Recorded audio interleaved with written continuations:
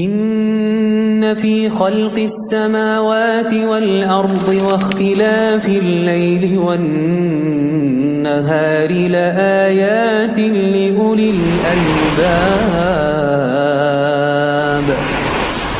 अस्सलामु अलैकुम रहमतुल्लाहि व बरकातुहू। मुहतरम नाज़रीन व सामीन, आज हम आप हज़रात को बतला देंगे क्या बंदिश करना नाजायज़ है या जायज़ है, और अगर जायज़ है तो किस मकसद के लिए जायज़ है, और बतला देंगे बंदिश का इलाज। पिछले वीडियो में हम बता चुके हैं कि बंदिश की अलामत क्या है, बंदिश कैसे की जाती है, और आज हम इसका इलाज भी बतला देंगे और ये भी बतला देंगे कि बंदिश करना जायज़ है या नाजायज़ है।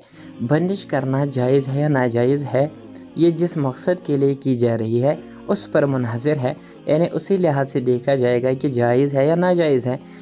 जैसे अगर मकसद जायज़ में मसलन कोई नशा करता है, उसकी उस आदत पर बंदिश करना, अगर उस पर बंदिश की जाए कि नशा ना करे तो ये जायज़ हो जाएगी, तो ये बंदिश करना जायज़ है। किसी का ज़बरदस्ती निकाह किया जा रहा है तो बंदिश जायज़ होगी, या तलाक़ पर बंदिश वगैरह तो यहाँ जायज़ हो जाएगी।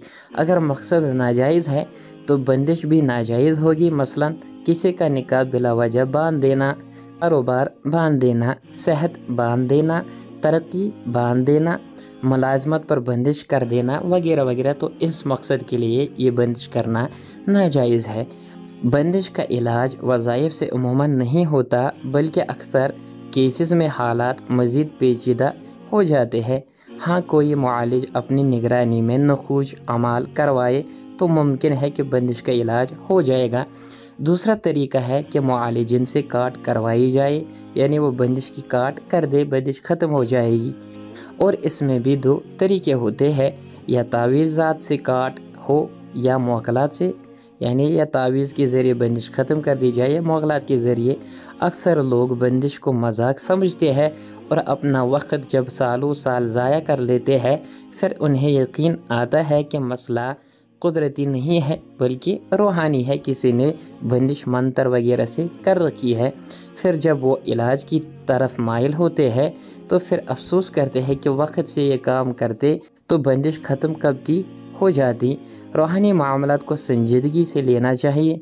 अक्सर आपके मामलात में बिगाड़ की असल वजह यही होती है और हम कहीं और चीज़ों को इल्ज़ाम देते रहते हैं। बंदिश का कैसे मालूम हो बंदिश है या नहीं, इसके लिए तशख़ीस की जाती है कि इस बंदे पर बंदिश है या नहीं। जो रूहानी आमिलिन होते हैं वो इस तशख़ीस को कर लेते हैं और उनको पता चल जाता है कि बंदिश है भी या नहीं। इसके लिए उन्हें नाम और वालदा का नाम, शहर का नाम या तारीख़ पैदाइश वगैरह की ज़रूरत होती है, जिसके लिहाज से इल्मुल आदात के ज़रिए मालूम कर लिया जाता है, जिससे वो मालूम करते हैं बंदिश है या कुदरती तौर पर रुकावटें हैं।